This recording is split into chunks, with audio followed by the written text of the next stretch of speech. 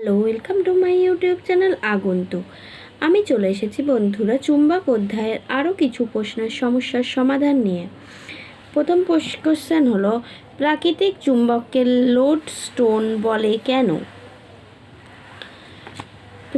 প্রাকৃতিক চুম্বককে লোডস্টোন বলার কারণ হলো, এই 1 নম্বরের যে উত্তরটা আছে দেখতে পাচ্ছ, এটা লিখতে হবে। 2 নম্বর কোশ্চেন, চুম্বকত্বকে পদার্থের ভৌত ধর্ম বলা হয় কেন? চুম্বকত্বকে পদার্থের ভৌত ধর্ম বলার কারণ হলো, এই যে 2 নম্বর উত্তরটা আছে, ঘর্ষণের মতো সহজ যান্ত্রিক পদ্ধতি অবলম্বন করে বা তড়িৎ প্রবাহ চালনা করে চুম্বক পদার্থকে সহজে চুম্বকে পরিণত করা যায়।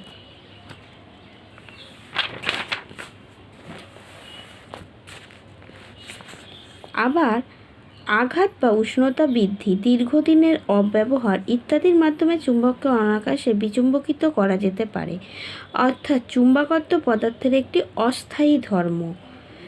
এই কারণেই আণবিক গঠনের সঙ্গে সম্পর্কিত হলেও একে ভৌত ধর্মই বলা হয়। এটা চুম্বকত্বকে ভৌত ধর্ম কেন বলে, এই একটা ইম্পর্টেন্ট প্রশ্ন।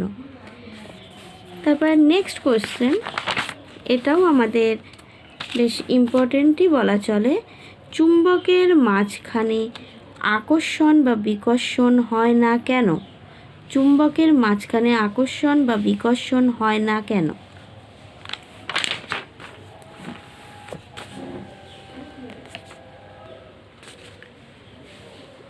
তো চুম্বকের মাঝখানে অর্থাৎ উদাসীন অঞ্চলে কোনো আকর্ষণ বা বিকর্ষণ বল থাকে না, কারণ এই অঞ্চলে থাকা যে কোনো বিন্দু চুম্বকের উত্তর ও দক্ষিণ মেরু থেকে সমদূরত্বে থাকে।